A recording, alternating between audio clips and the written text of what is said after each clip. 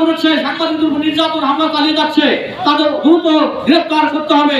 অন্যথায় আগামী 24 ঘন্টার মধ্যে গ্রেফতার করা না হলে লালমনিরহাটের মিশন পথ থেকে এই লালমনিরহাটে কর্মরত সাংবাদিকরা দুর্বার আন্দোলন গড়ে তুলবে।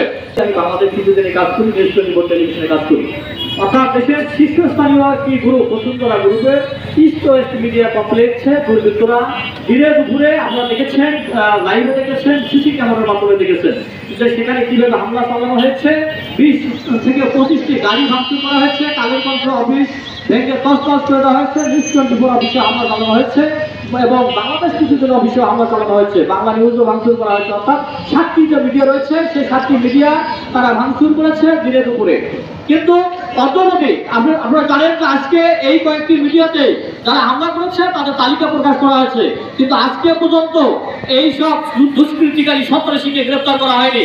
আজকে এই লালমনিরহাটের মিশন থেকে তত্ত্বাবধায়ক সরকারের প্রধানকে আমরা বিনীতভাবে আহ্বান করব, মিডিয়াতে যারা হামলা করেছে, যারা দিনে দুপুরে হামলা করেছে, সাংবাদিকদের উপর নির্যাতন হামলা চালিয়ে যাচ্ছে, তাদের দ্রুত গ্রেফতার করতে হবে। অন্যথায় আগামী 24 ঘন্টার মধ্যে গ্রেফতার করা না হলে লালমনিরহাটের মিশন পথ থেকে এই লালমনিরহাটে কর্মরত সাংবাদিকরা দুর্বার আন্দোলন গড়ে তুলবে। কেননা সাংবাদিকরা যখন কলম ধরে থাকার কথা, কিন্তু সেই মুহূর্তে কলম না ধরে তারা রাজপথে দাঁড়িয়ে আছে কেন?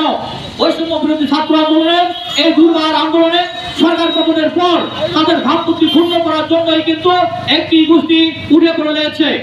আমাদেরকে সজাগ থাকতে হবে, কোনোভাবে যেন বৈষম্য বিরোধী ছাত্র আন্দোলনকে নস্যাৎ করতে না পারে এবং তাদের সুনামকে নস্যাৎ করতে না পারে, সেটি কিন্তু আমাদেরকে সজাগ থাকতে হবে। সেই সজাগ দৃষ্টি থেকেই যারা মিডিয়ার উপরে হামলা চালিয়েছে, যারা মিডিয়ার উপরে হামলা আগুন অগ্নিসংযোগ দিয়েছে এবং যারা সাংবাদিকদের উপরে হামলা করছে, তাদের গ্রেফতার করে আইনের শাসন দেশে প্রতিষ্ঠা করতে হবে। গণমাধ্যম দেশের মানুষের কথা বলে, ন্যায়ের কথা বলে, সরকার তখন যারা কর্তৃপক্ষ তাদের দৃষ্টিতে সমাজের অন্যায়, অপবাদ, সম্ভাবনা এগুলো তুলে আনায় গণমাধ্যমের কাজ। আমরা গণমাধ্যম কর্মী, এদেশের মানুষ শান্তিতে বসবাস করুক, শান্তিতে মানুষ ঘুমাক, আমরা কিন্তু সেটাই পাহারা দেই। গণমাধ্যম হচ্ছে চতুর্থ স্তম্ভ। আমরা একজন কর্মী, আমাদের কাজ রাস্তায় এই রাজপথে যে মানুষটি তার অধিকারের জন্য দাঁড়ায়, তার অধিকার আমরা তার পাশে দাঁড়াই। আজকে আমরা গণমাধ্যম কর্মীরা আজকে রাজপথে দাঁড়িয়েছি, নিশ্চয়ই